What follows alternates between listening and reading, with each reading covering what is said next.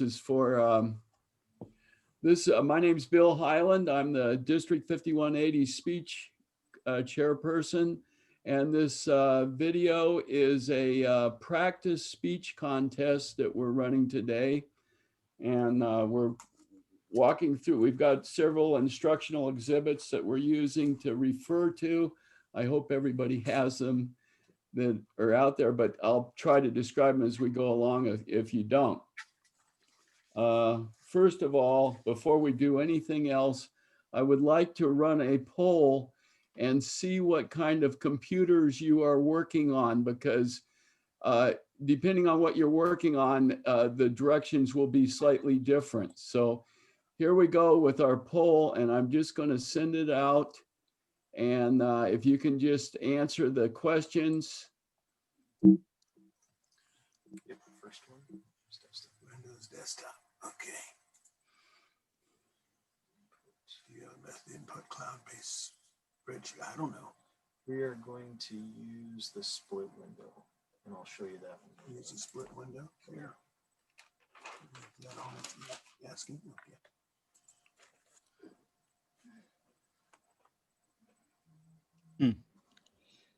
What if you don't know how to answer here? It's a Mac make your tablet. best guess. What does a Mac tablet have? That would be an iPad or Windows tablet? A Mac tablet, yeah, a tablet. Well, put it's a Mac. Just put Mac, because I really don't know much about Mac tablets or Mac computers. Okay, I don't have two monitors, one monitor. I guess that. Okay, that's fine. A Mac tablet, you probably wouldn't have two monitors hooked up. I'm hoping you'll show us how to do a split screen at some point too. Got a nice big screen. I'm going to explain split screens today. We're going to go through everything today, And actually, top to bottom. shows a screen of what he's. See how he's got the Bill, did mine submit? I hit submit, but it doesn't seem to move. big monitor. I think I've got almost everybody. I think I've got 100%. Okay, good. So has everybody voted now? Okay. Okay.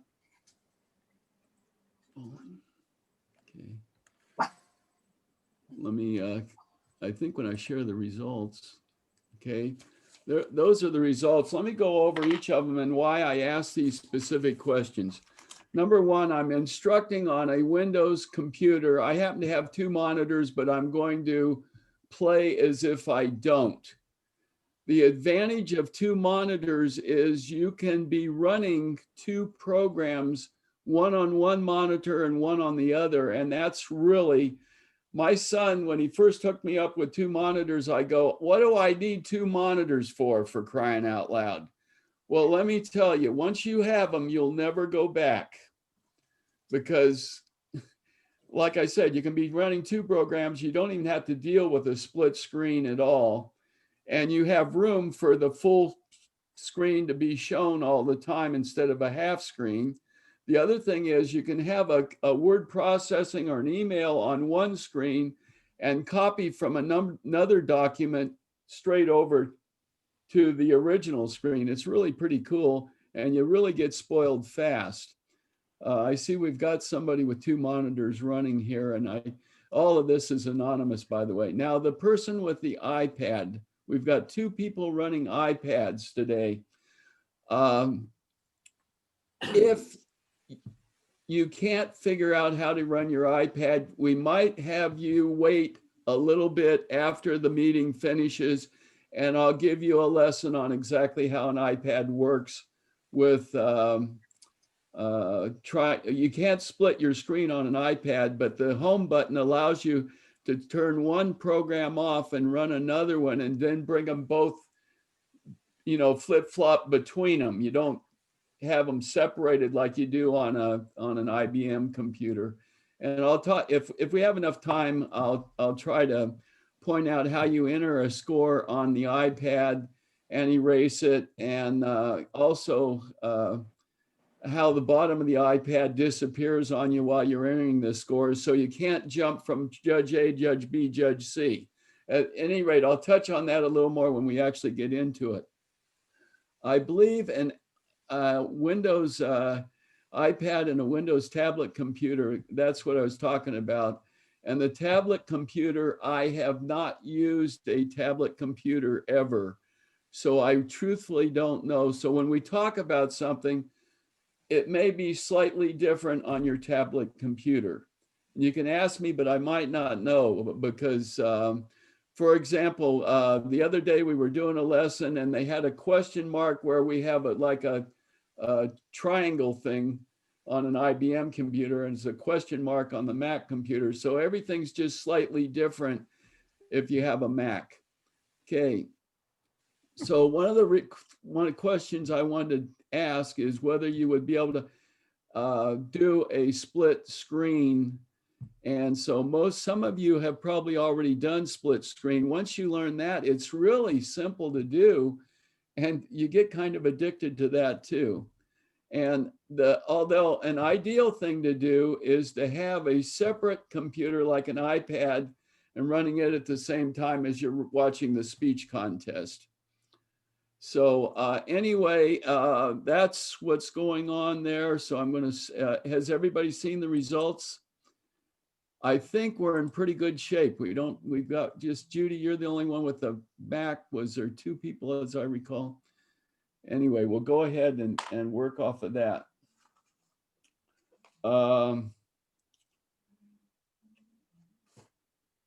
Number 1, I'm going right down the list. If everybody has a list there, number 1 is make sure your technology coordinator or your speech chairperson or whoever is the host for your speech contest has a pro license.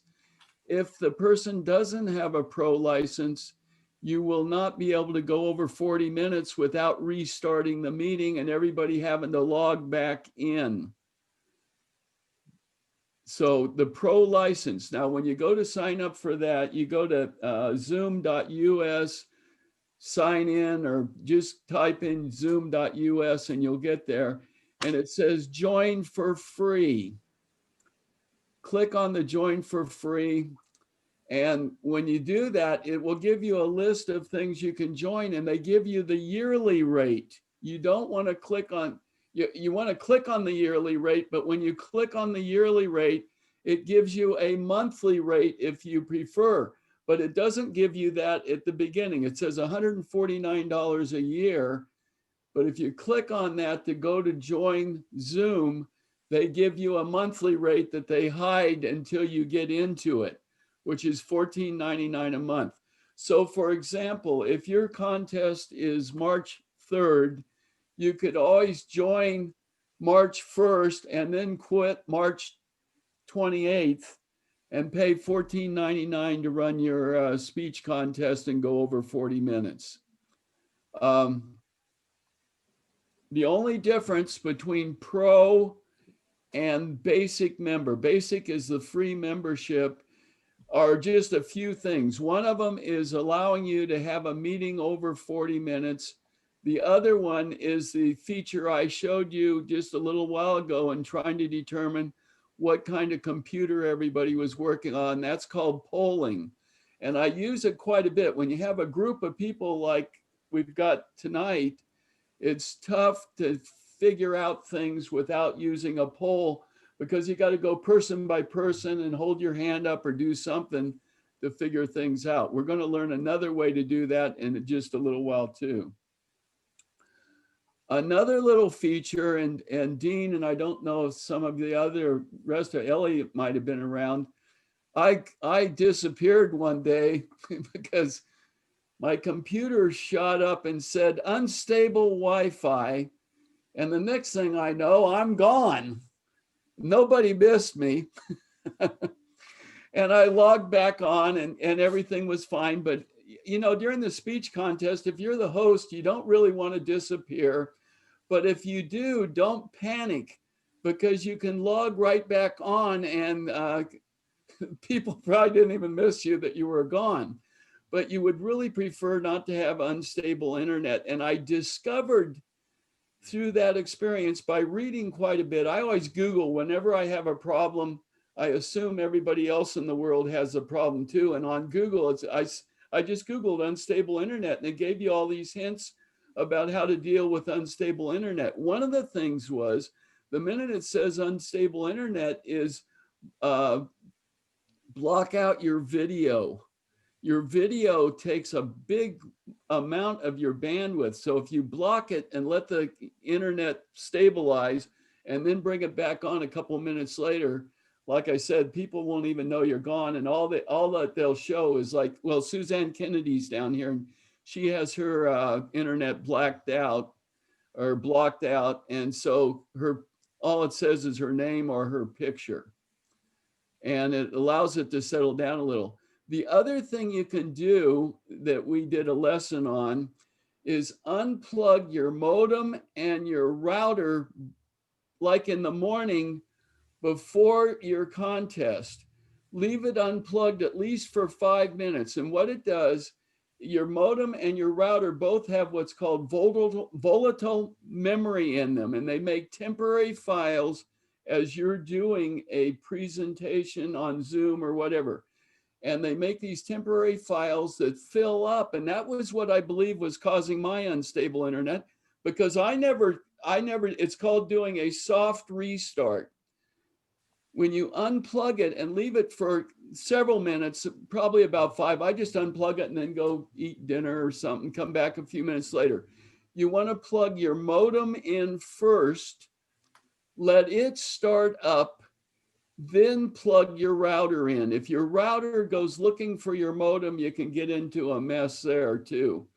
So you want your modem to start up and be running at full blast, then plug your router back in. And ever since I started doing that until probably tonight, I haven't had unstable internet. And so I think it's a feature that's important to do before your speech contest and just routinely as you're doing things with your computer and router, and you'll probably find out you do a lot better. Okay. Does everybody have their computer settings? Could you flash it in front of me if you have it? And that way I know you do. And are there people out there that don't have this? I have it on my screen, on my other computer here. On my. Okay. Well, that'll work too. If you go to yours will be a little different maybe. When I copied this off, I discovered that the printing on it is so small. If you look at the sheet that you got printed off, if I put it on a share screen, you wouldn't be able to see it or read it or anything. So basically what I've done is mailed everybody in Rotary that I had email addresses for the settings. And there's a couple of things that have changed since we did our lesson on settings.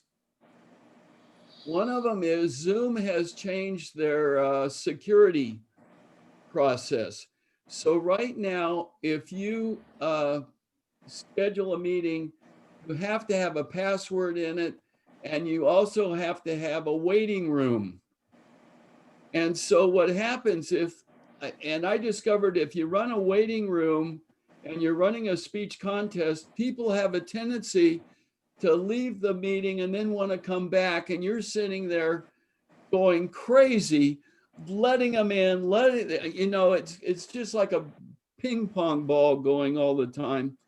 And so I felt that having somebody come in and out of a speech contest is not an issue, because you just appear and you disappear. And so it really doesn't affect anything to have people going in. If they made a lot of noise or something, that would be something, but you can still mute them.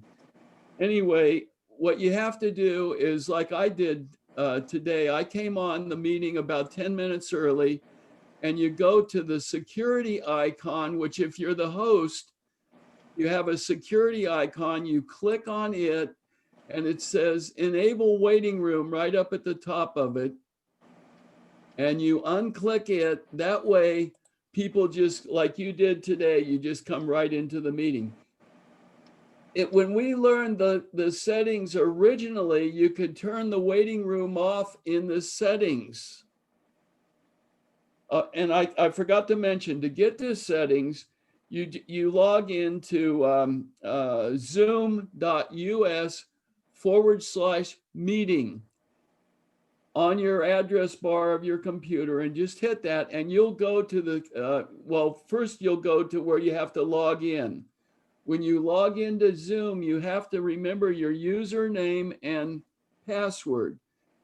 If you're really slick, and I say really slick because I did it, you log in with your Gmail address, then you don't even have to remember your username and password. Your Gmail, by creating a Gmail address, you automatically created a Google account. And so when you log into zoom.us, it says, do you want to log in with your email address? And you can use Outlook, Gmail, I think there's one other one. So I logged in with Gmail right at the beginning. And now when I want to go to the settings page, I just click on Gmail and I'm right into the settings page. Okay, going down a little bit, it says personal meeting ID. When I was first teaching this, remember, I was learning Zoom right along with everybody else. You people that have been here since the beginning training sessions, I was not using the personal meeting ID at that time. I have completely changed my mind on that. And here's the reason. When I log in to this meeting today, by using my personal meeting ID for all of my meetings, I do not have to remember a number anymore. All I have to do is click on join new meeting, or new meeting, not join. If you have a meeting ID, like if you do a schedule and schedule a meeting, like I did for our original trainings, then you use the same meeting for all those trainings, but you have to go click on join and type in the meeting ID to get it started. I don't have to do that anymore because by using the personal meeting ID for instance meetings, I don't even have to schedule the meeting anymore. Does that make sense? Because it's always running on my personal meeting ID. And so I just click new meeting and it instantly creates a new meeting. Okay. The next one down is embed passcode and invite link for one-click join. When I sent all of you the notice for this meeting, I also included the link where you click on it and come directly to the meeting. If you don't embed the passcode in there, when you click on that, I don't know whether you go to a passcode meeting or anyway, it's so much simpler for instance, with your guests who you want to invite to come to the speech contest. If you embed that link and all they have to do is click on it, you simplify everything for them and they do not have to have a Zoom account to come to your speech contest. So for me, that's a real important one to have on. Host video and participants video. Some people like to turn those off, but what about grandma and grandpa from New York that want to watch the Zoom contest and don't know anything about Zoom? They wouldn't have the slightest idea that they're muted when they come in. And particularly if they have the video turned off, they'll come in and they won't be able to hear anything or see anything. And they'll think, well, this doesn't work for crap. So what I do is just have those on. Then whenever anybody joins the meeting, they're already on. If they've got music going in the background, all you have to do is click participant and mute them. Okay, audio type. The first meeting I ever ran, I had computer audio only on. Dang me, if somebody didn't log on with a cell phone, and although they were doing video, the cell phone uses telephone audio. So they had the video going, but they couldn't get the audio to work. And the reason is I had the settings on computer only. So if you click on both of those, if somebody does log in to watch your speech contest with a cell phone and you have them both clicked, you don't have a problem. Allow participants to join before host. Jay tried to join before me today and I beat him, but he could have because I had it down that you could. The only problem is if they join before the host, they will get a waiting room.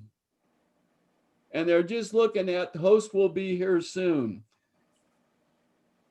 I don't like that very well. Up at the top of the next page, it says enable personal meeting ID. If you turn that on, then you will be able to use your personal meeting ID to start the meeting and run the meeting, and you don't have to join it. If you have it off, you won't be able to use your personal meeting ID, and you will have to schedule a meeting with your settings. Remember, if you use personal meeting ID, you no longer have to fill out a schedule. You skip one whole area of the thing and your meeting ID will be good for any training or anything else that you do. Okay, going further down, see where it says use personal meeting starting instant meeting and using personal meeting for scheduling a meeting. You really you don't even have to schedule a meeting if you use your personal meeting ID. There's no reason to run a schedule because if you don't click in before everyone else, there probably won't be a meeting anyway.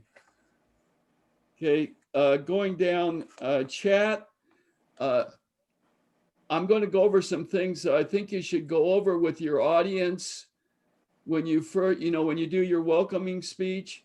And one of them is chat. If you enable chat, then people can communicate with other people in the meeting without interrupting the students giving the speech or anyone else by using chat.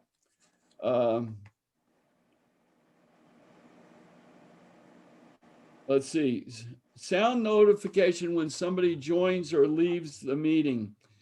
If you leave sound notification on everyone, when the student's giving the speech and somebody enters the meeting, everybody in the speech will get a ding dong like a doorbell. Make it so it's just a host and co-host, then everybody isn't interrupted in learning or hearing the speech. Okay, going on, meeting reactions. Down on the right, I have enabled meeting reactions, and I believe each of you on the right of your toolbar has a little thing that says reactions. Does everybody have that? Yep. Okay, let's give us all a big thumbs up and see if it all works. Has everybody got that working now? Phil, were you able to find that? I see a thumbs up. Oh, where is that? Click on reactions.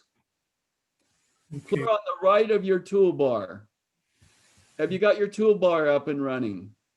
Well, Move your cursor. reactions, yeah, okay, Move your cursor There we down are. to the. There you go. yeah. Maisie, do you have yours running there? I do. Okay, click on reactions and give me a thumbs up. Bob, what about you? I usually do. I actually did the first time when you were talking about Oh, I introducing. didn't see it. Okay. I did. Everybody else got that? Does anybody see have it. it? Raise your hand if you're having trouble and I'll see if I can. Samantha, did you get it okay? And Alan, are you okay on that? On reactions? The reason I'm promoting reactions is when you finish this, between speeches, you're not supposed to clap or cheer or do anything like that. At the end, though, when it's all over, the kids want to feel a reaction, you know? So if you allow them to have reactions in your meeting, everybody can give them a thumbs up or a clap or something, a heart. There's Judy's got a heart. She's a caring person. You can give a reaction to their speeches and when they get awards and stuff like that, you can make something happen. And so if you don't enable that in settings, they will not have the reactions icon on their See, when I made up my personal meeting IDs and did settings, I enabled reactions. So all the meetings I do now will have reactions in them. And so I think it's kind of a neat feature. If you have everybody unmute themselves and talk at once, you cut each other off and it's just like a big static mess if you've got as many people as we've got going here. And to cheer the students is impossible, really.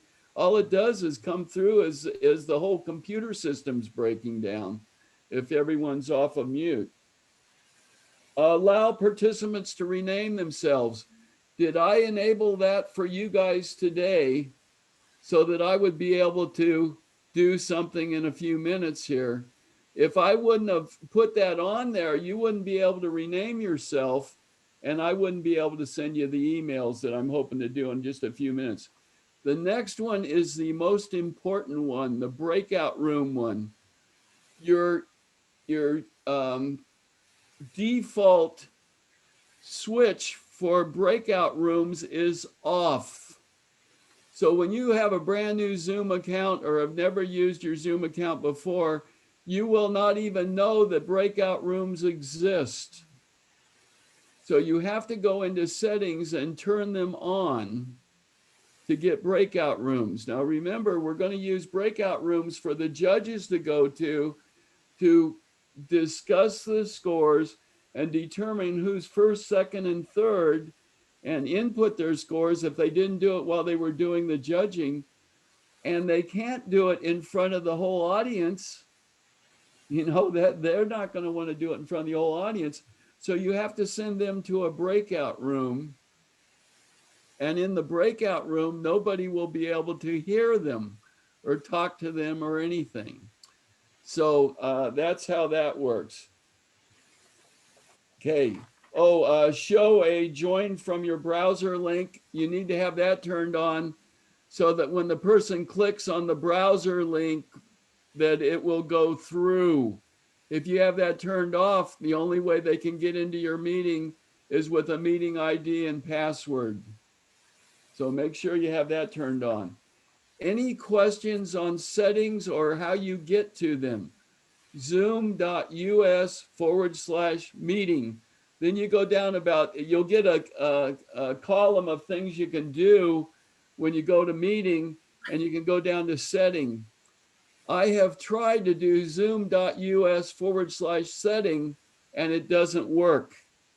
You can't get there. You have to do zoom.us/meeting to get to the page you want to go down to settings. You do not, if you use your personal meeting ID to schedule your speech contest, you don't have to make the schedule out. There's a column, when you get to the meeting page, it says schedule. You do not have to write a schedule if you use your personal meeting ID for your speech contest. And that's one of the reasons I started using that. Okay.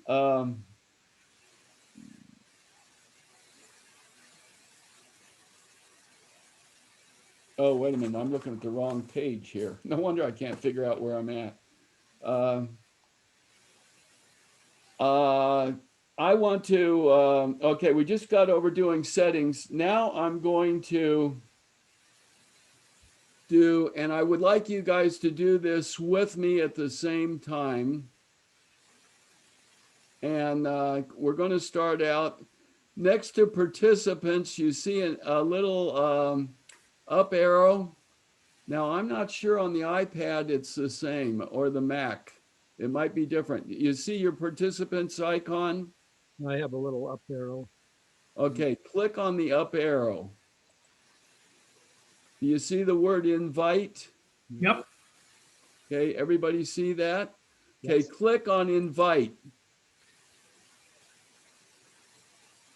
Let's see if I can see all of you. I'm sort of taking up space. Now you get a box that says copy invite link and copy invitation. Okay. If you copy invite link, all you get's the link. Click on copy invitation, and what's going to happen, let me explain to you what's going to happen. You click that and it's going to say copy to clipboard. We'll talk about that in a minute. So copy invite link. I want you to put your mouse right on it and click it. You should have got invitation has been copied to the clipboard. Yep. Okay.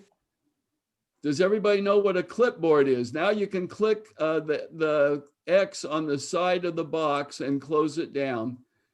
The clipboard, whenever you do a move or a copy on word processing, when you click you mark and bound it and you click the word copy, what it does is it copies it to the clipboard. Until you copy something else to the clipboard, it stays there forever. So what we did right now is we copied this to the clipboard. And now what I'm going to do is teach you how to do a split screen. And the reason that I don't share this, in other words, I can share my screen, but here's the problem. When I share my screen, it will not allow me to shrink my Zoom screen to get a split screen. So what I'm going to do is, if you look up to the right, if you click on view, and we put it on speaker view, You, notice, whoop, up in the top, a view up in the right-hand corner of your screen, it says view. If you click on there, it says speaker view and gallery view. On Mac, I don't know. On iPad, you can't do what I'm doing right now. On iPad, you have to push the home button and turn your Zoom. Your Zoom will still be running in the background to get to your icons. What we're doing now is we're going to shrink Zoom to get to our email icons.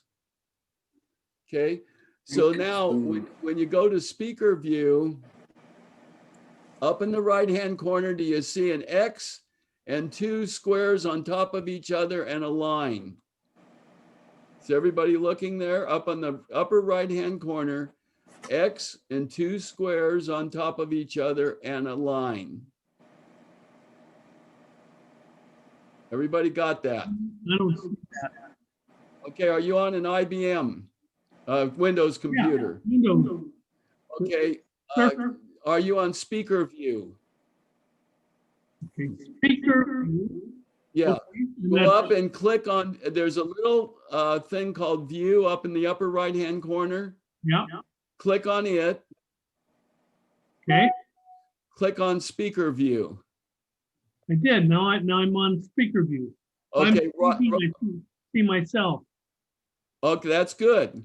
It's better than having me up there. Up above that, there's an X and two squares and a line. Oh, yeah, okay. Got it? Everybody got it? Okay, do I hit the square? Doesn't have it. I do not. There's a box I and haven't. little squares above it. To minimize it, is that what you want to do? Okay, yeah, no, I don't want you to minimize it. Or in Minimize it will take it off completely. Yeah. Do the two squares on top of each other, click on them. Okay, so I think I know what it is. You have to go to full screen and then it will give you the option to see the speaker. And Yeah. you have the two squares and the other squares. So that's how it comes up. So you have to go to full Yeah, screen. you can, sometimes you can hit escape and get the two squares. But the two squares, okay, now there's a white line at the top of the page, right? Well, I still don't have that on the Mac here. I get, Okay. Now, what you're going to have to do on the Mac is you're probably going to have to Google split screen on Mac, how to, you know what I mean? Mhm. Because I know you can do it. I don't know how. yeah, when I hit view, I get Wow. speaker or gallery. I'm in full screen, but I get a different icon when I click that.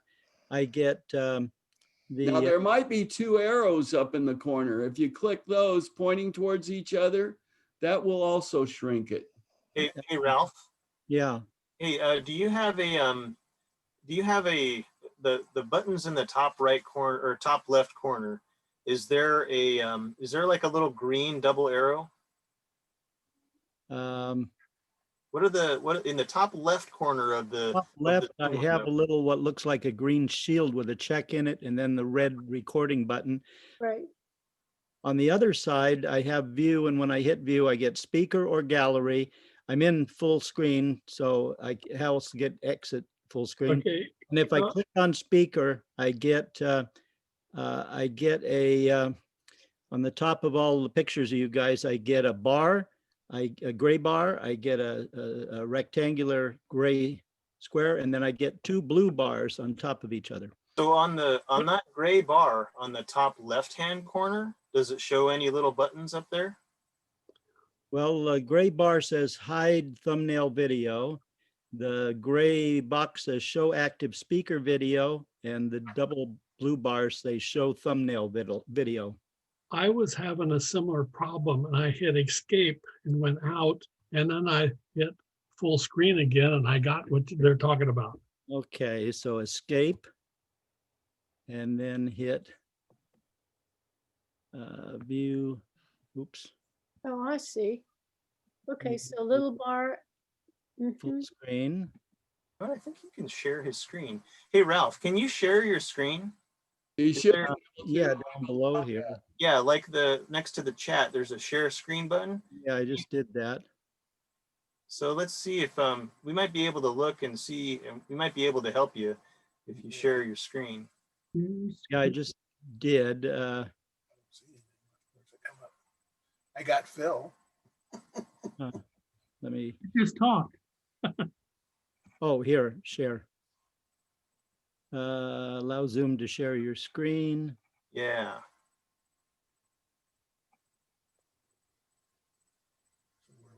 well, I think we need to move along and, Move on, and I'll just wait here. yeah, you're going to have to Google how to split screen on a Mac. And I'm sorry I can't help you with that, but if we, we're going to be really pressed Sure, for time. sure. We can try again after we get done with everything. If somebody's got Mac experience and can help out, but just listen to how we're doing it, and you might be able to follow along. It's not very complicated. Now, what we've done now is created a smaller screen, and if you take your mouse and put it on the white line at the top of the picture and move it over, you now have made room to open up an icon on the left. So now what I want you to do is open up your emails.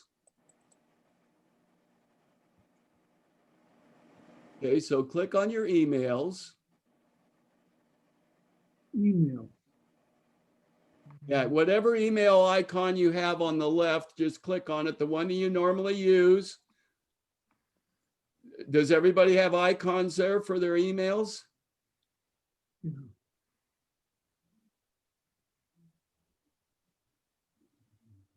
I'm not getting any reaction. When one of the things about Zoom that drives me crazy, it sometimes feels like you're in a room with no one there.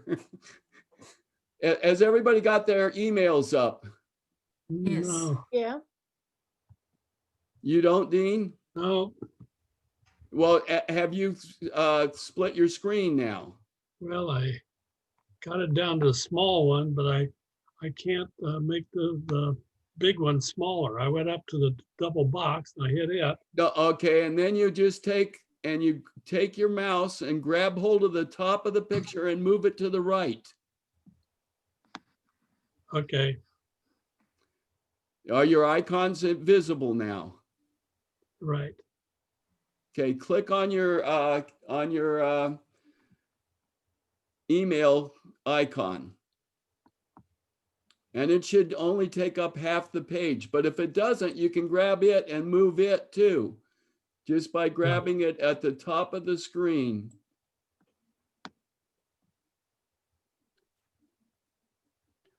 I don't get two boxes at the top of the screen. And are you on a Windows 10 computer? Whoever said that. Yeah, That's, if hit escape and see if that helps you. Escape from what? Just hit the escape button, ESC. Oh,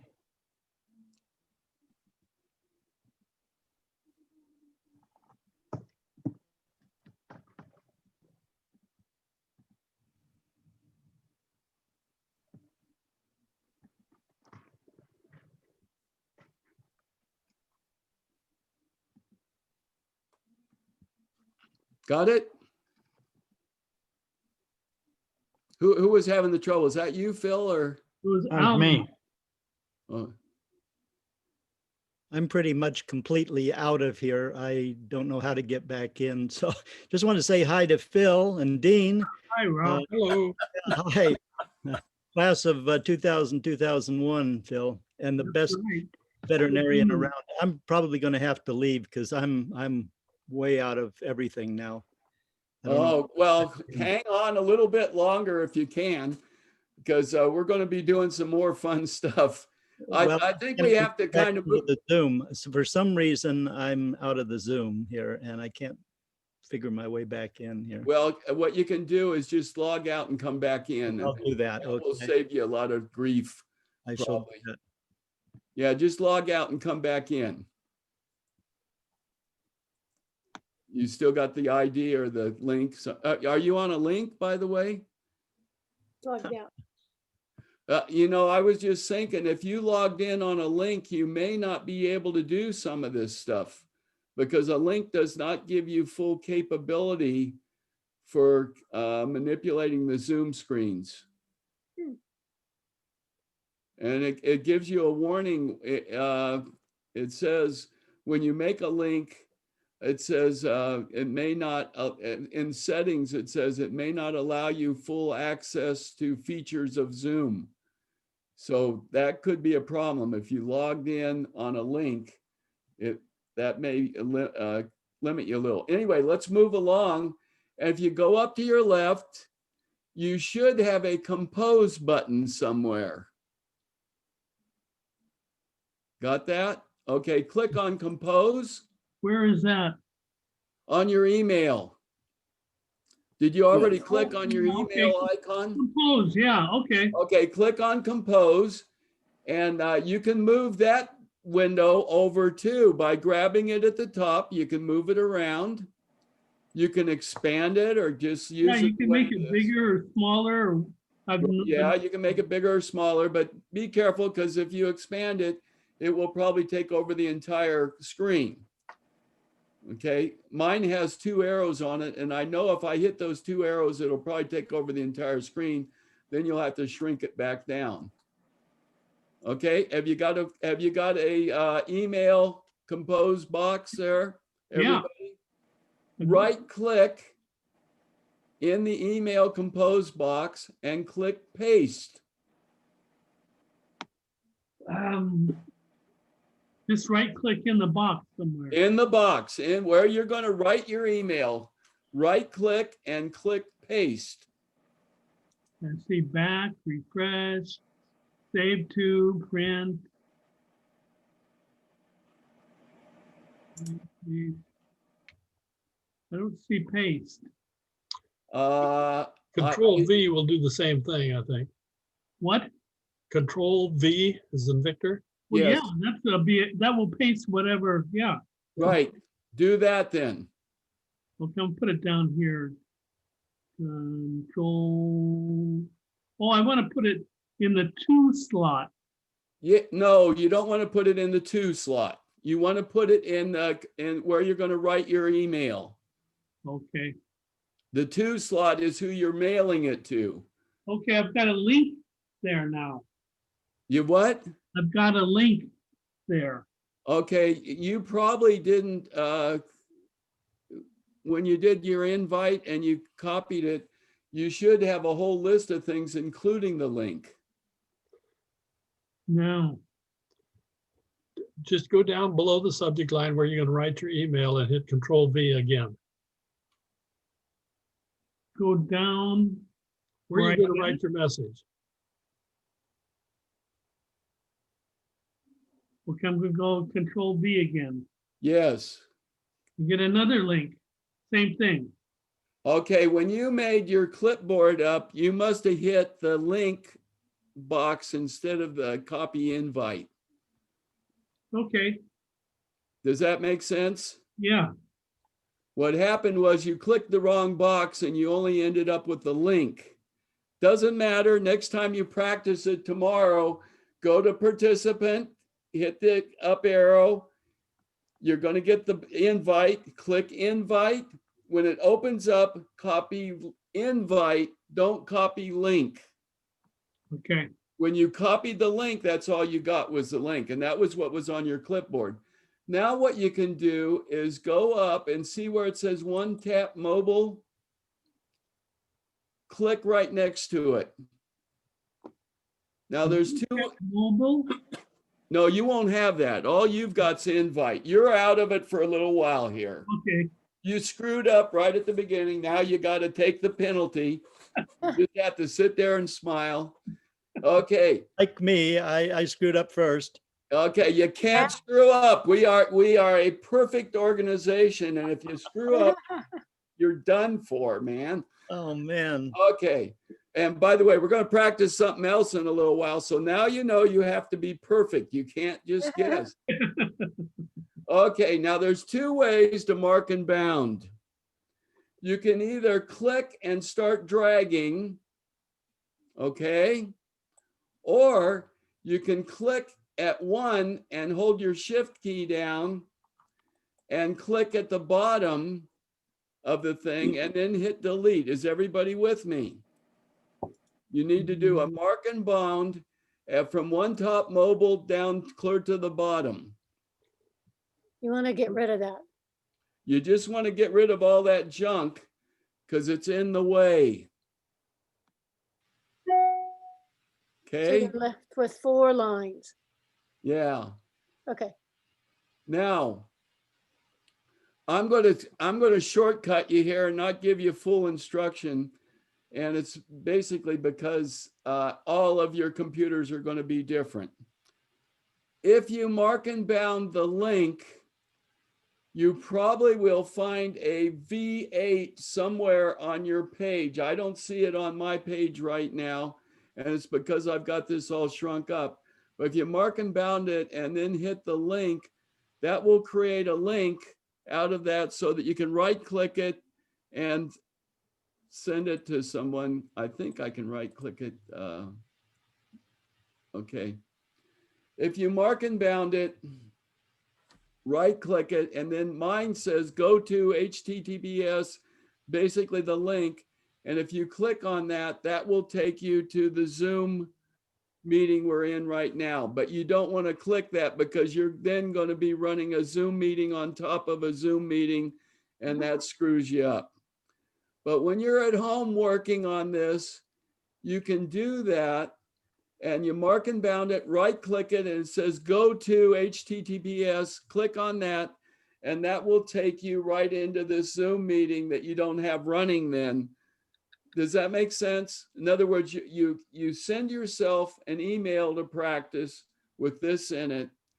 You mark and bound it, right click and say go to whatever it is, and it will take you right into your personal meeting ID Zoom. If you click join and there's your meeting ID and your passcode, that allows you to go to the same meeting without using the link. Is everyone with me on that? This is how I send out our invitation for today. This is exactly what I do. I do one other step, and that is to mark and bound it and then go to a thing that looks like a V8. Does anybody have it on there? It's just I think it's like an infinity symbol. You mark and bound your link and you go to that infinity signal, and that's called a link. And it actually makes it into a link. Do you notice when you got my email that the link is all blue? Right. That's because I clicked on that link symbol and it made the email all blue. So what that does is when you right click it, it knows that that's an address to put in the address bar automatically. Another thing you can do is mark and bound that and put it in, hit copy and put it directly in your address bar of your browser, whatever your browser is, your Yahoo or Google or whatever it is. You put that in there and that will take you to this address, which is this Zoom meeting. Everybody with me there? Or you can go into Zoom and click join, and there you got the meeting ID and Rotary, and you're all set to go. Why do you need to know this? When you send out your invitations for people to come to your speech contest, they need to know how to get there. That's the object of doing this particular stage. So I've kind of caught up with you here. And Okay. so I got with all the stuff down there, but you can just put down the 15 or 20 email addresses and send it, right? That's right. Yes, You want to do that, and that would be the whole thing. that's right. And then they could take it. I send out 80 some emails every time I do. That's what happened to you guys today. I sent you out a group email with this in it. And this is exactly how I did it. Okay. For your speech contest, you send it out to your students and all your Rotarians. Right. And that's exactly how they know how to get to the Zoom contest. And the students can send it to their relatives. Absolutely. All they have to do is they can either forward it or copy it into an email of their own and send it out. Yeah. So that's the reason for doing it. That's what you're doing is you're having something go viral. Yeah. But if you don't have the way to get that information out, you're not going to have a speech contest. Yeah. Right. Okay. Everybody got that because we got some more fun stuff to do, and I'm worried about time. I don't want you guys all yelling at me. Yeah. Any questions now? I think after we do this once more with the next step that I'm taking you to, I think, every time you do it, it gets simpler is what the issue is. And the people with the iPad, the way you can do this is simply hit your home button. What does that do to the Zoom page? Shrinks it right up and it's gone, right? But it's still running in the background. How do you get it back? Well, let's go. Once it's gone, you open up your email and copy this into your email. Okay, from your on your iPad. iPads are a little bit different. And once you're done with the email, double click it. When you double click the home button, it gives you a whole bunch of shrunken windows of all the things you have running. You click on your Zoom page again, and guess what happens? It pops up full screen and you're right back where you were. So that's the difference between iPads as far as doing a split screen. What it's doing is running one program underneath another one on the screen and miniaturized. Okay. Any questions on that now? What I'll do is I'm going to move ahead. And then at the end of the meeting, people can say, hey, Bill, would you go over that once more? And then anybody that wants to leave can, so that we're not holding everybody up if there's any misunderstanding. So mark a note there, say, okay, Bill, at the end of the meeting, I want you to go back over this section again, and I'll just stay with you and go over it. Or we can do it. I'm right now scheduling every Wednesday. I will be on this Zoom address at 7 o'clock. And you can come in, I call them drop-in meetings, and say, hey, Bill, go over this or go over that or something that you're having trouble with on Wednesdays. Okay. So now I'm going to close up. Okay. Discard the message. And I'm going to close up my meeting IDs. And we're going on to, okay, I've got, the next one is you want to make sure that you instruct your contestants. Okay, and I forgot to do this. I want to let's just do a pretend thing here. I'll make a full page here. I want everybody, does everybody have a piece of paper right near them? Yep. Okay, write a number from 0 to 50 on a piece of paper and hold it up in front of your screen.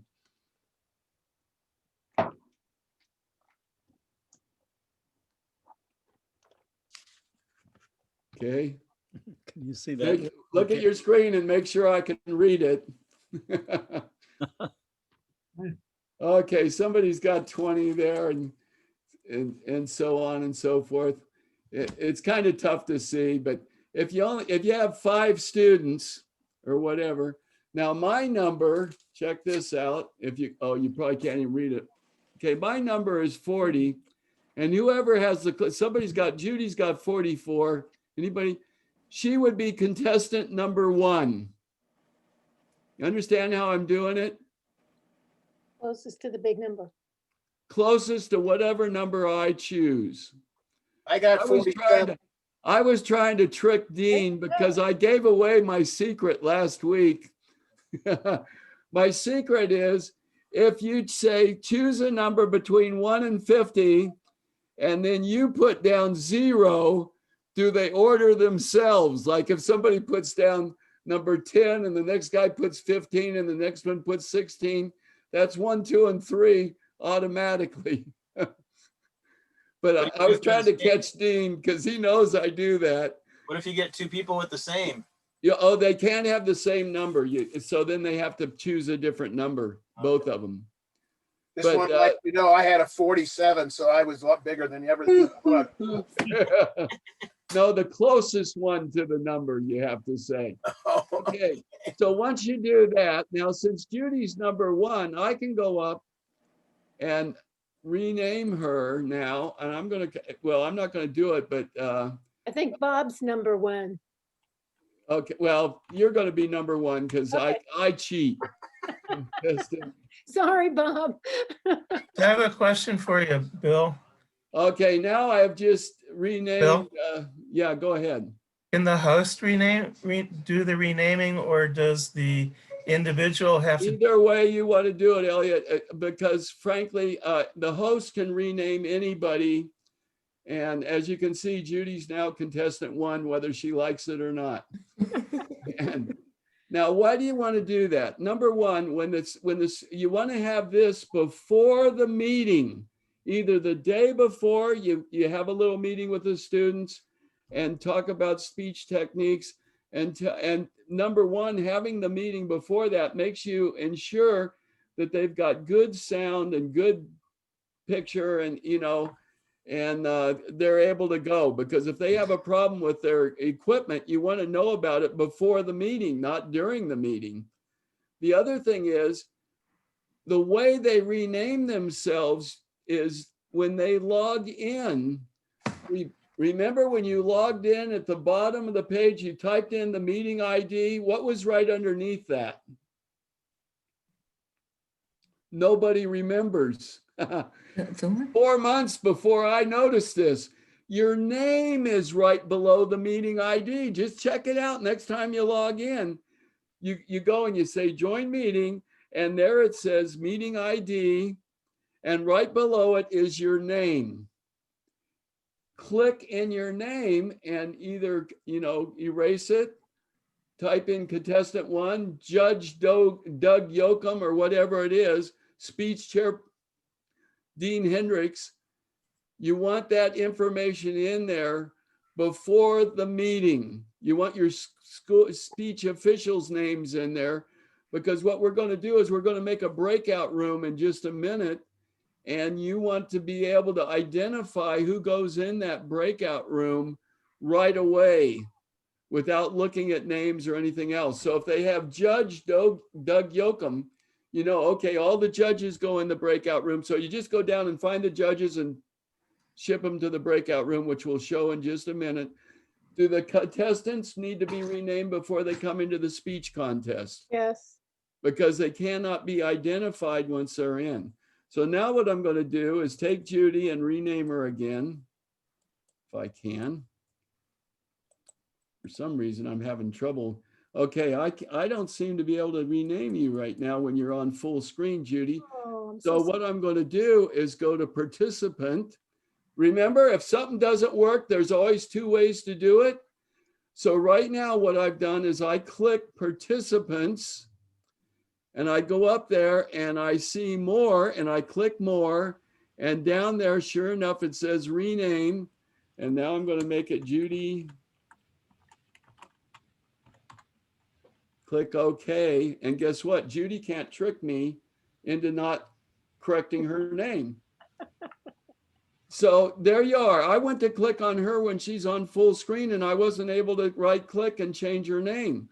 So what I do is hit the participant icon, go up to Judy, or she was contestant 1 there. I click more and I've got her. Wow. So everybody click participant and just see what I'm talking about. Now since you guys are visitors to this meeting, you will not be able to change someone else's name. But when you're the host of the meeting, you will be able to. Okay, I see that. No. What's that? I see everybody's name on the right here. Right. Participate, 11 of you. And I can rename you by clicking on it. Well, if you no, when you put your mouse on their name, it will say mute or more. And when you're the host, it may More. not do it when you're the guest. You can't do it when you're the guest. I don't think so. You can do it to yourself when you're the guest. Right, go to your own name. Go to your own name and it'll say edit or more. And you can click more and it'll say rename for your own name. Rename. Okay. And then what happens? Well, if you click rename, you can rename yourself, Phil. Okay, it says rename and I'm clicking rename. And there is, oh, I see it. Okay. Got it? Don't Yeah. rename yourself though, because I need to use that in just a second. Oh, okay. Don't rename myself. No, don't screw up another thing. You've already had one screw up. You can't. I got to keep on you guys. There's no doubt about it. Okay, now we're moving on a little bit. Okay, so everybody knows how to rename themselves. What about your judges and your timekeepers and your speech chairperson? They need to rename themselves on entering the meeting. So tell them, listen, you got to change your name to judge or timekeeper or whatever it is so that you can find them to put them in the breakout room. Is there a problem with them using their real name, judge and then real name? They could be identified Judge and real name. Yeah, Judge Dean Hendrick. rather than judge 1, judge 2, judge 3. No, I would have them name their whole name. Okay. It's up to you. Whatever you want, Dean. You're so kind. I know it. You can have them Judge A, Judge B, Judge C, but you need to tell them whether they're Judge A, Judge B, or Judge C, because they'll get into their spreadsheets and then start fighting with each other.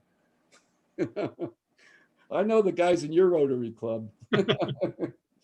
Okay, so you need to identify them, to them, they need to know whether they're Judge A, Judge B, or Judge C. But as far as the meeting, Judge Dean or whatever, you can have a Judge Dean, you can just have their first, whatever you want. Just so you can identify them to get them into the breakout room is really what you're doing. Okay, now, we understand about invitations and renaming speech. The welcome speech. The welcome speech is really important. Let me just go over some things that I think are important. Number one on the welcome speech, I think you need to introduce muting and stop video. When you click on either of those and you get the red line, that makes your video go out or your mute go out. And you need to explain that to them. Also, when you're unmuting the entire thing, let's let's see. I would recommend just telling people to mute themselves at the beginning of the contest. That way you don't have to worry about unmuting the contestant. Just tell them, please mute yourself at the beginning of the contest, and they will understand that. There's also a mute. Where in the heck is that? Doggone it. I thought the all mute was under, oh, there it is. I was looking right at it and didn't see it. When you hit participants, everybody hit participants. Out at the right, see the little symbol that says mute all? At the bottom of the page of participants. Well, see, I just have mute me on there. Mute me. Yeah, mute Okay, me. okay, that's because you guys are guests. Right. I'm Yeah, the the host host. can do that. I Yeah, have a mute all button if I need it. Yeah. I would suggest that you just tell people to mute themselves would be better. Then they would have the capability of understanding. If you hit mute all, you mute everybody, and then if a contestant gets up there and he's muted, you can't unmute him because Zoom has a rule that hosts can't unmute anybody. We can mute everyone, but we can't unmute them. So then you have to tell the kid, hey, you need to unmute yourself, and that's kind of bad. So if everybody is muting themselves by clicking on the phone or the microphone out here, then, and most of you know how to do it because you're all muted right now, just about. Explain that to everybody. Mute at the beginning of the speech, and then you can unmute if you want to say something after the speech is over to whoever's doing a presentation. Remember, you need to be able to have little short presentations between the speech because the judges usually don't finish doing their scoring during this speech. They want to have a little time afterwards. So you need a little break between contestants. Okay. The other thing that you want to talk about a little bit is the chat icon. By clicking on the chat icon, they can send a text message to either everybody or individuals, depending on how you had your settings set up. And so somebody can use the chat icon to send out a text message to like the speech chairperson or something and say, gee, I thought we weren't allowed to have symbols and this kid's got a great big symbol up there or something. You know, if they're unhappy about something, it would be better if they send you a text as speech chairperson than try to say something in the middle of a presentation or whatever. So when you're doing the toolbar, talk about mute and stop video, talk about chat. If they want to communicate with you as speech chairperson or anyone else, they can do that, and they can send an individual meeting or a message to everyone. I would recommend though that they not use everyone for messages if they're going to, and I would explain that to them at the beginning of the speech contest. If you want to use chat, please send it to individual people. Okay.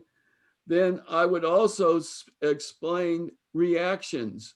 Out at the right, you have the reactions icon, and you put that on your settings and show them how if they click on that, they have all those choices of things to use at the end of all of the speech presentations.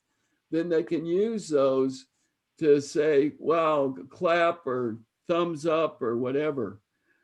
By the way, if they have an out-of-date Zoom program, they will only have two things in reactions, and that's the clap and the thumbs up. And when you logged in, up in the upper right-hand corner, it says update. You can actually update your Zoom by clicking on that. And you probably didn't even notice it there. It doesn't make any difference. It's not critical to the contest. Now, what I want to do is a thing I was talking to you about. I'm going to shrink up my screen again. And I would like each of you to do that too by going to the double boxes up in the right-hand side. And I shrunk my screen. I'm taking it out of the way. I'm opening up my email. This time I'm opening a different email and I'm going to send it to all of you. Maybe I won't do all of you, but a few of you at least. Let's see, I thought I had a, whoop, I'm doing the wrong one. I need to use the Comcast. When you get all these emails going, you forget where you've got things at. Okay, I'm opening up my Contest email, and I want each of you to open up your emails too. And let me see what I've got. Okay, here we go. Now what I'm going to do is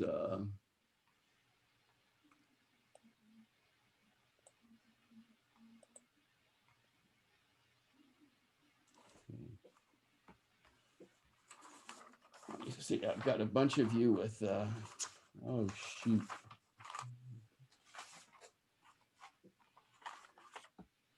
Dean, would you like to take over the meeting for a minute? I don't know what to do. Just start talking. That's all I do. Open up our email again.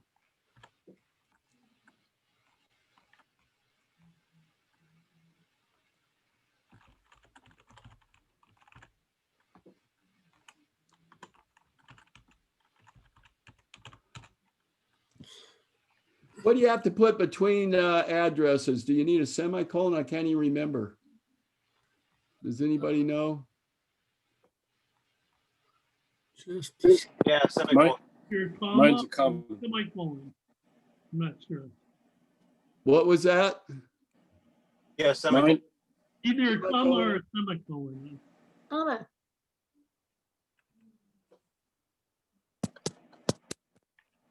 I hope this works because I haven't done a POAT.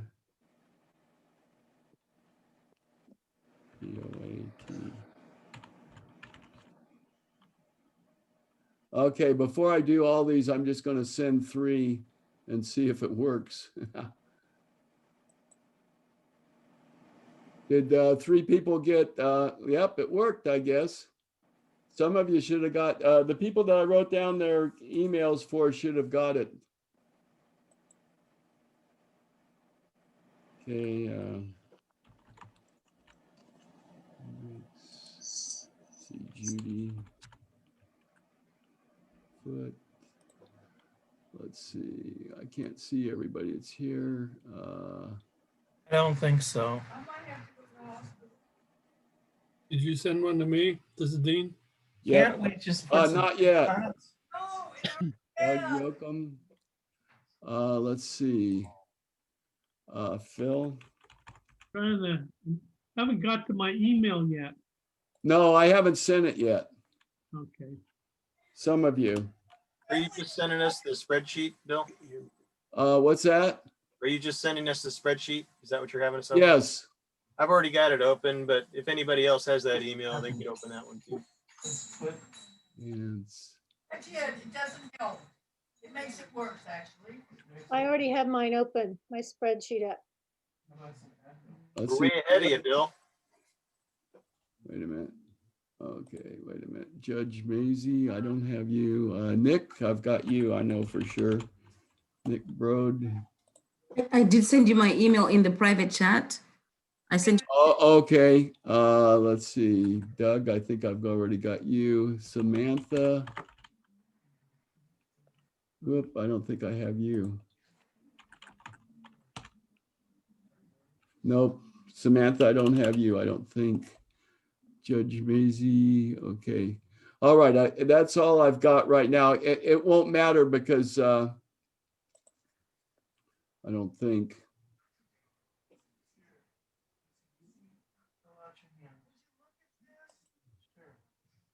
Whoa. Oh, wait a minute. Phil.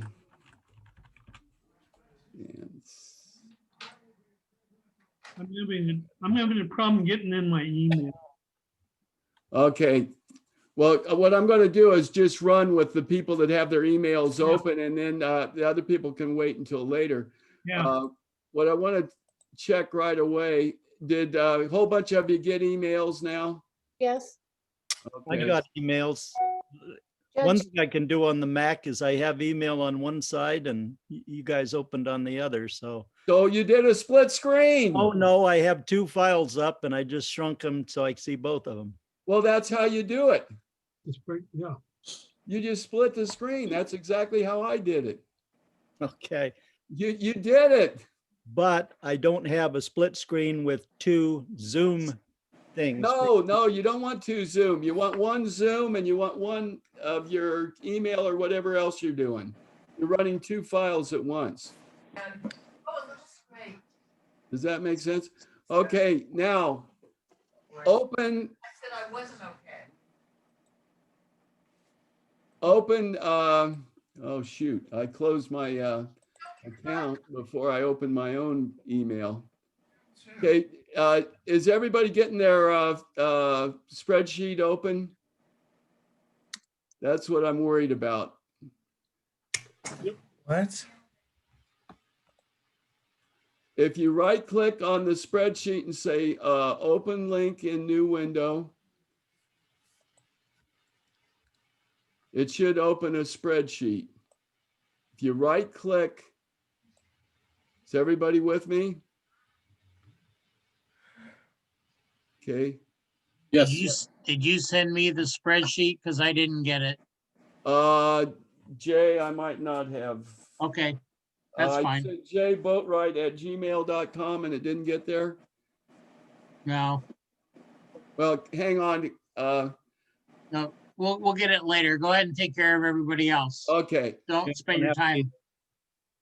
I don't have it either on my email yet. Okay. There's some of you I didn't get. I'm sorry about that. I'll go back over it at the end of the meeting if you want. Everybody has a spreadsheet open. Yes. Take one of the columns down at the bottom. Notice it says Judge A, Judge B, and Judge C. Does everyone see that at the bottom of the column? Yes.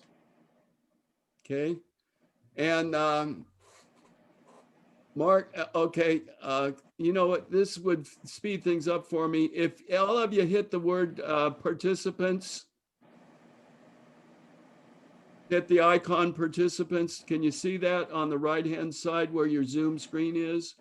yes, Okay. When I Yeah. ask a question now, I want you to click yes or no. That way I can get a feeling about what the hell's going on out there.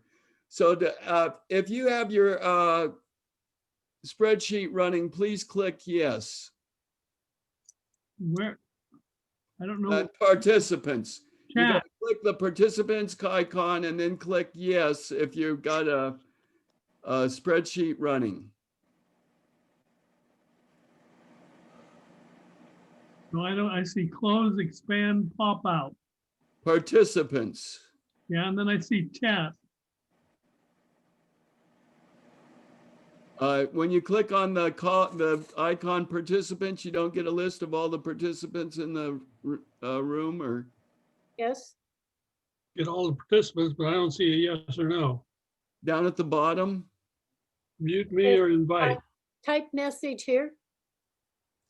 Yes, I gotta go back and do that again or something. it's at the very bottom. It says everyone, to everyone, type message here.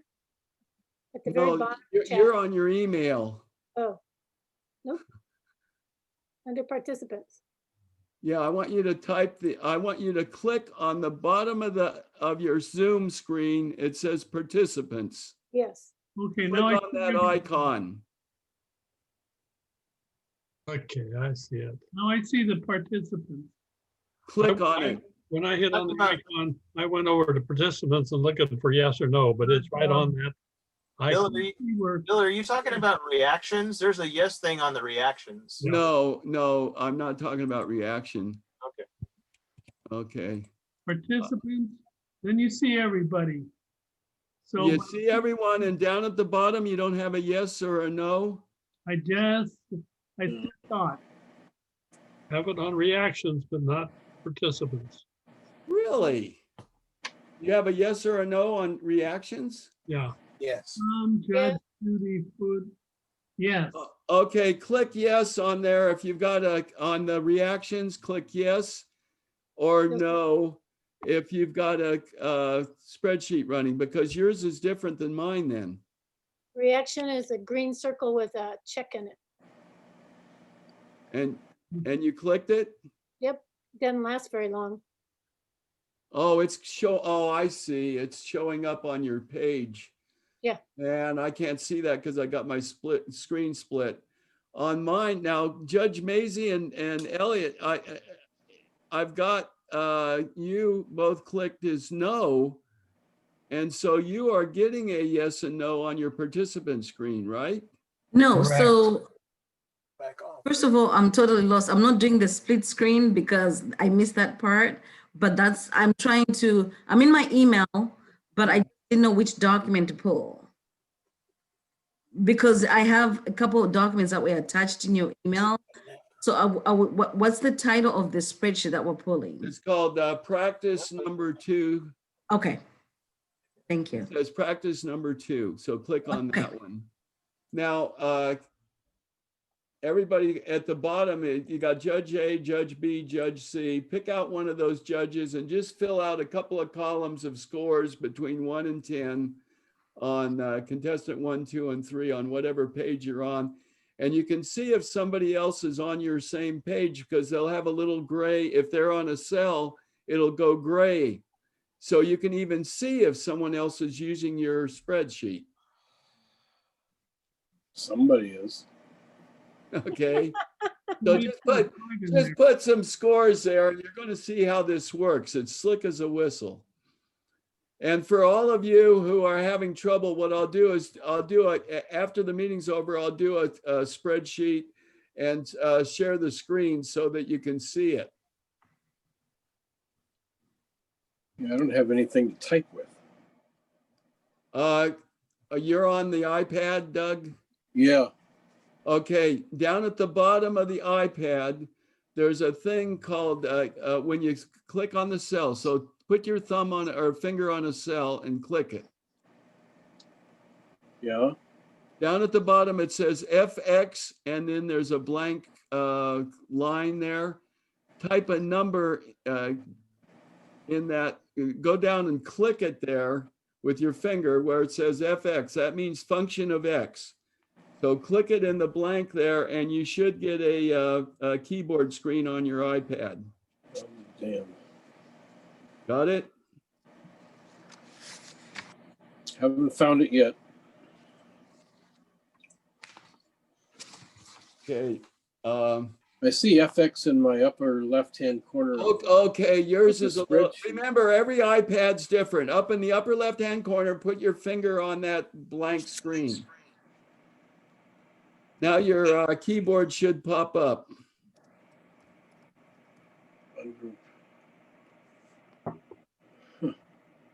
It doesn't? So far, no. Whoa, now you're getting weird on me. Well, have to figure it out later. Okay. I'm running out of time here. Okay. Well, one thing, Doug, is if you're hosting a speech contest, I would not host it on an iPad. I'll be darned. Okay. Because you're going to have problems with different things, I think. The iPad, though, will work great as an extra computer to use on the spreadsheet once you understand how it works. And if you want to come back late, just call up sometime if you got some time and, hey, Bill, you got a minute? And I'll start my iPad up and share the screen with you and show you how to do it if you need. Okay. Or just show up on one of our Wednesday. You had to leave early, didn't you?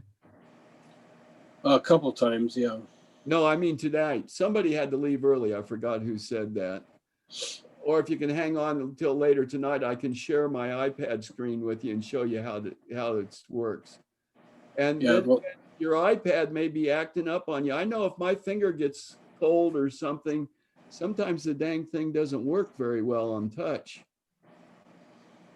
So okay, do we have a bunch of numbers on the, has everybody been putting numbers on their spreadsheet? Question. Yeah. What if you put a number in the green box?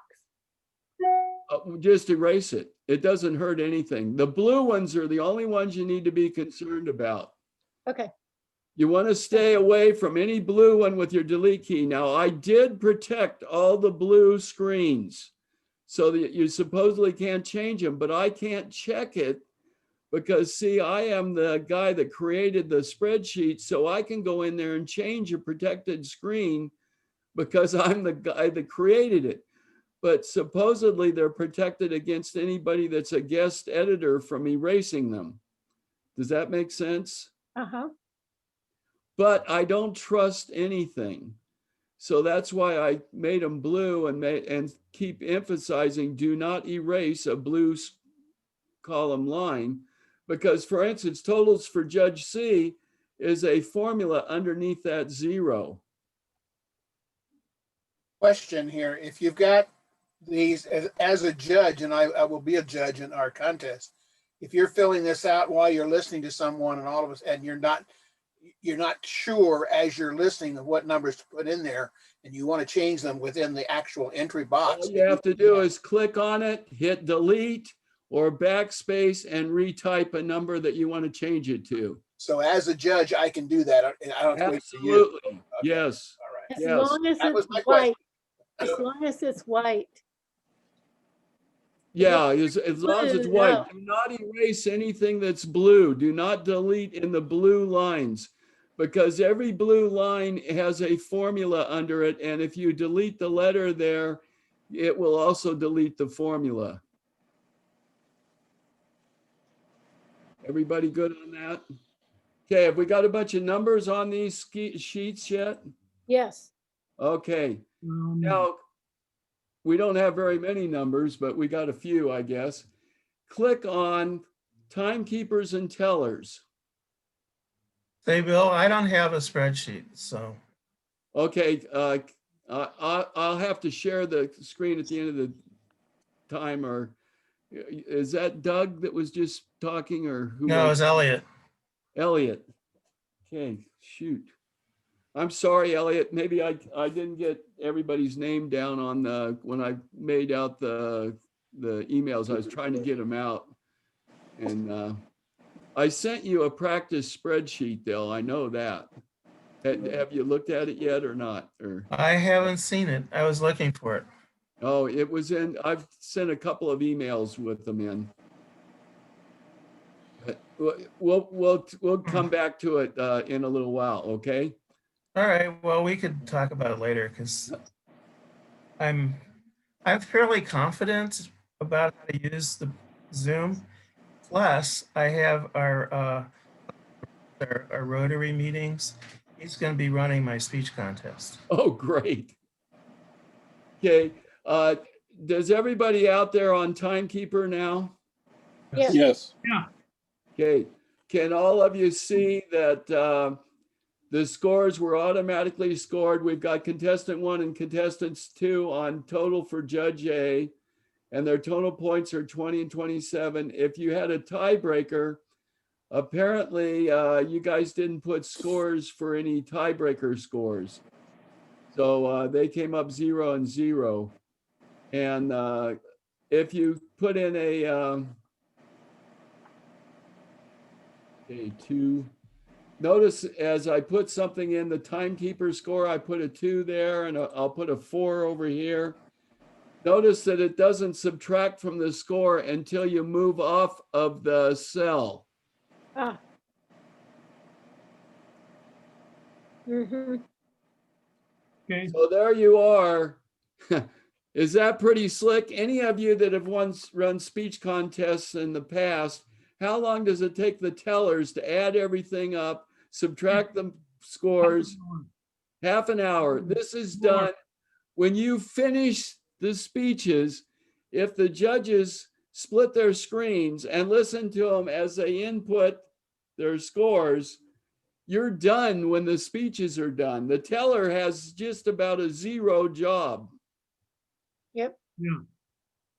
It's pretty slick. The only thing that I have left out is I did not put see where it says total tiebreaker score? I didn't put the penalty for time in that total score. Now, there's two different ways you can look at that, I think. One way is they already got penalized in the total score by the time. The rule for the district speech contest is the tiebreaker scores determine who the winner is. Does the penalty for tiebreakers, I mean for time penalty apply to tiebreaker or not? There's the question. I have been thinking about this and thinking about it, and I kind of think that when they got the penalty in the total score, that caused them to be a tiebreaker. And how do you determine that the penalty for the score, the time score, applies to the tiebreaker score? And I think that's up to your club. I haven't figured that one out yet. You can So argue that both ways. you sure could, couldn't you? So just be aware that when you figure out tiebreaker scores, it does not include a penalty for time. And so your club would have to consider that. And I think you could talk about that in the breakout room when you're deciding award levels. If you have that happen. 10-1, I think it would be really unusual that you had a total score with penalties that were tied and have the tiebreaker scores be tied too. It just happened. Did it? We have, at least I see, 2 of them that come out with 160. 2 and 3. Oh, that's just on my score, huh? My sheet. No, your sheet should have came onto this one too. How many columns did you fill out? I got a problem there. I only did 2, just for fun. Contestant 1 and contestant 2 on Judge A. Or on Judge B. Let me Now, see. does it make a difference if Judy used a sheet that she had downloaded earlier and not the one she downloaded from you Oh, tonight? yes, it does. This is the one I got from you today, I thought. I mean, this earlier in this week. Yeah. No, Judy, you're cheating on me. Oh, Man, I have to watch you guys every single minute. darn. That's why this is practice file number 2. Does yours have no number on front of it? No. Well, Just you cheated. Oh, my goodness. Actually, I made up a separate practice sheet so that if somebody was practicing on the ones out that I sent out earlier, they wouldn't be fooling with our scores today. Okay, because mine have all gone blue, so it's gone. Sorry.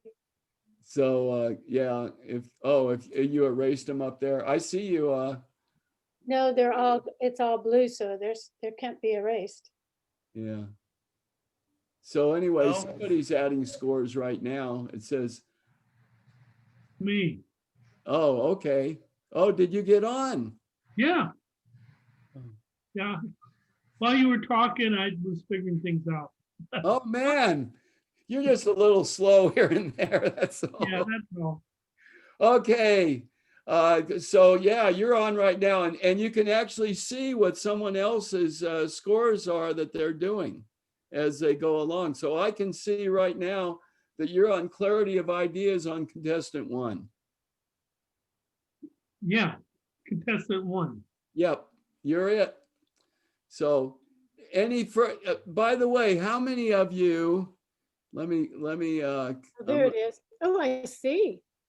huh? Fun. I'm looking at your score sheet, but people didn't score them in every area. Why Right, didn't they sort of screwed around. They're trying to jerk me around a little, Judy. Well, I hope that they don't allow their judges to do that. I hope not too. That is not a good thing. Yeah. Okay. Pretty cool. Okay. Do any, let me, I'm going to close this off and then I'm going to expand my Zoom contest again. If you want, you can close off your emails and just hit the X up in the corner and then expand your Zoom screen again. Okay. And whoop, oh dear. Gross. Shoot, I can never get, okay, these participant things. There we go. Okay, I'm going to go back. I like gallery view. I don't know about you guys. If you go up to view, you can go to gallery view, and then you're not switching back and forth between the speakers. When you're in, when the kids are doing their speech contest, you probably want to go to full view and be able to split the screen. And actually, you can split the screen gallery view too. Notice when you're in gallery view, you still have the double boxes up in the upper right-hand corner. So you can hit those and shrink your screen, move it over, and open up your spreadsheet and be able to do it. Now, would you hold up your hand if you did not have a Gmail account when I mailed to you? Okay, Judy, so you came up, and Doug, you did too. Doug, you were ultimately able to get your spreadsheet to open, correct? Yeah, no problem. And Judy, you got yours open right away. This was one of my big questions I had for tonight, is whether copying the link would allow somebody that doesn't have a Gmail account to open the spreadsheet. Well, And I if, have one, I'm sure someplace a long time ago. I just don't use it. yeah. Doug, do you have a Gmail account separate from what I emailed to you? Yes, but it's business related. I can't, Is I it don't on your remember. computer though? No. Oh, good. Well, this was a huge problem because remember at the beginning of the year when I first started teaching this, I said that you had to have a Gmail account to make it work. Well, apparently I've figured out how to use it so that you don't need a Gmail account. This means that when I send your club, I've made up club spreadsheets for every single club with your own spreadsheet. So the night that you have your competitions, that will be your club spreadsheet that nobody can get to unless you've sent them the link. And I will be doing that real soon. I will Okay. see each of all of you, your club spreadsheets. You can practice on them and stuff like that, but you want to make sure they're all zeroed out for the day that you actually have your competition. I would frankly just practice on the practice sheets. Then you don't have to worry about screwing it up and you'll be all set. However, if you do screw it up, remember you can call me and I can probably correct your spreadsheet by simply sending you a new spreadsheet that you can also, just like I did tonight, I emailed those spreadsheets to each of you right on the spot, and it worked. Mhm. As long as, Judy, you use the same spreadsheet. So, okay, moving on down. One question the for you. breakout room. I want to try sending all of you to the breakout room. And the way I do that is I click on breakout room. And wait a minute, I think I can share my screen and actually show you guys exactly what I'm doing. Okay, I've got a shared screen down right now. Can you guys see my toolbar down at the bottom or not? I'm not sure. See your what? My toolbar? Yes, yes, Yeah. yes. Okay, can you see where I'm right on the breakout room? Yes. Okay, I'm clicking on it. Notice that the screen that pops up is create one breakout room. Mhm. Okay, when you create your breakout room, you need to make sure to click assign manually. Otherwise, what happens? Nobody goes. So So if you make one breakout room everybody goes. and you click Everybody. create and you have it set assign manually, you just shifted the entire meeting into a breakout room.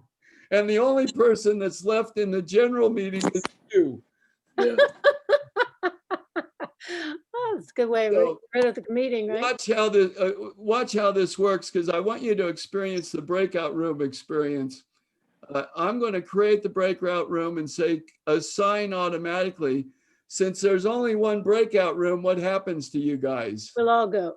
You're all going to go whether you want to or not. And the other thing is, okay, so I'm going to say create. And now notice the new screen that came up? Yes. Okay, I'm coming over here to options. And one of the things is allow participants to return to the main session at any time. I want that clicked. Automatically move all assigned participants into the breakout rooms. You want that clicked because I don't want you guys to sit there for 20 minutes thinking, oh, should I go? Oh, shouldn't I go? Where's that button? You have complete control. I am, this is the one time you can be an autocrat. Okay, now it says countdown after closing breakout room. I've got the countdown timer set to 10 seconds. You can make that 20 minutes. You can make it whatever you want. Oh my gosh. You don't want it to be real long, but you want to give the people that are in there to say, okay, you got 10 seconds before you're in front of the whole room again. So I've got it automatically assigned all into breakout rooms. So I'm going to open all rooms, which is 1. And well, wait a minute. I would prefer, I'm just going to change you all over there and then do again and show you something else. Okay. You are all in a breakout room right now. And I'm still on share. Can you guys all hear me? Nope.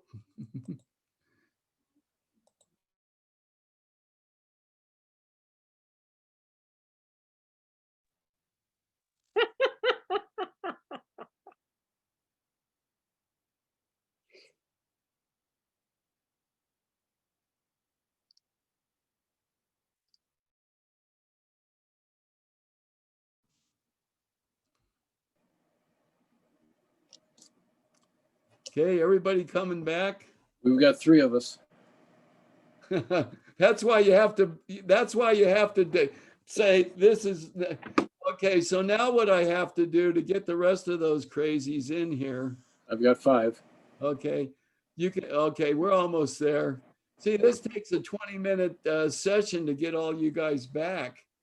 Yep. All you have to do is go into breakout rooms and let's see, I have to close all rooms, and that makes them all have to come back.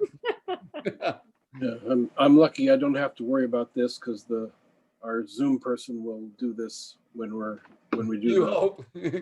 I'll tell you, I always believe in Murphy's Law that something can get screwed up, it will for sure. But what you can do is click on on mine, it says more here. Click on more and go into breakout rooms again, and then just say close all breakout rooms, and that will close it. Okay, let's do something a little different this time. Okay, I'm going to close this, and hopefully I'm trying to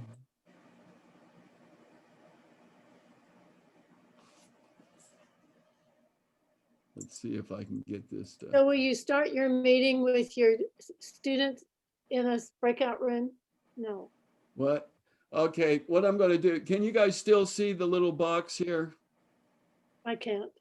No. Can anybody see the box at all that Nope. Oh, shoot. Well, anyway, it doesn't matter because basically you get the idea. Once you come back out of the breakout room, the speech chairperson or whoever you're going to have announce the winners, goes ahead and announces the winners. The one thing I want to remind you of is you need to send the first place winners contact information and the second place winners contact information to me. Yes, Because right. I need to get a hold of them to line up doing the area contests. and make contact with them and make sure your first place person's available to come. You have dates for those yet? No, in fact, I had an assistant governor ask me about that. And I said, well, I'm getting ready to contact you guys. See, one of the problems I have right now, I am having trouble getting contestants. I have 0 contestants at this minute. And I've gone out to 5 different high schools trying to recruit. My Interact chapters that I was really counting on a lot, I'm having trouble with.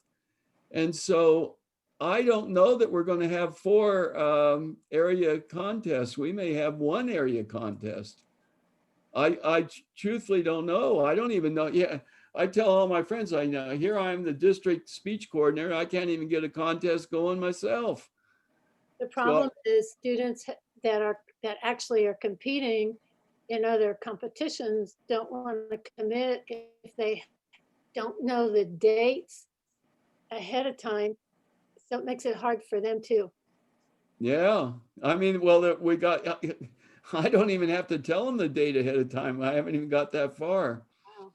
But, you know, that's kind of where we're at. How many of you have contestants right now? Show me a hand if you do. I don't have specifics. I know it's in front of them, but this is not unusual for this school. So Well, what I've done is I've gone to 5 different high schools, and I figured if I got 2 or 3 contestants from each high school, I would have far more than I need. And what I'm going to do is advertise that I've got these extra people if any of you want them. You know, because they basically can compete from anywhere under Zoom. it's true. And so I've had very strong reception from the people I've talked to at each high school saying, wow, we need things for the kids to do. And this sounds like an ideal thing. And, but there's a big difference between that. And I tell them, I said, this is a year to compete because the competition is going to be less than anywhere. So anyway, we've been going, oh my gosh. 2 hours. Oh, you guys are going to kill me. Yeah. Hey, I'm glued to my chair. I have to tell you guys, I am thrilled to death right now because do all of you think you could run a contest? Maybe. I Oh. can. We're close. I have. I'm gonna have Close. paper on the hand in case that I can't get that to work. Yeah. My judge Well, is gonna have to about have everything we do, you know, for example, if you couldn't figure out how to do you get all your judges in the breakout rooms and the speech spreadsheet fail on you, they could always just talk over the scores in there and do it just like a regular meeting. Right. And then come back in. So the spreadsheet isn't absolutely necessary. Yep. Everything else, if you take the spreadsheet out of it, that simplifies everything. You've got the way to do the invitations. I think that you can make a speech contest work just about. The only thing that would really get you is power failure. Oh, thank you. Nightmares now. This is good. But you know, if you were really smart, you know what? I've been doing this now for how many months? And we have never had a power failure during a speech contest. I've disappeared on you, but that was about it. Anyway, you guys have been really patient. Thanks. Thank you. I'm going to bed tonight. I may even sleep. Okay. Thank you. I will be back. Oh, did one of you want to try to run a little practice competition next Wednesday? Oh, jump at that. Come on, you guys. Sure. Dean, you gonna do it? No, I don't think I could run it. You don't want to try? Not yet. Okay. Well, I will be on next Wednesday and you can come in and say, okay, Bill, let's go over those spreadsheets again or whatever questions you have. And if nobody shows up, I go out to my recliner and go back to sleep. Thank you. So, yeah, thank you, Bill. I have one question for you. Go ahead. Is your spreadsheet a Google Doc? Is that how it No, works? it's a Google sheet. Yeah, okay, It's a Google Sheet. okay. Anyway, I found mine, by the Oh, way. there you are. I was talking to the wrong person. Yeah. Did you find it okay, Elliot? Did you see? I did find it, okay. I really have an aversion to Google version of Office programs, so. Oh, you know what? I did too until Words 365 is so much a month for the rest of your life, and Google is free. And I don't know when you started out with computers, but I started out with Radio Shack computers. Yeah. And everything was For control that. and shift that and all that crap.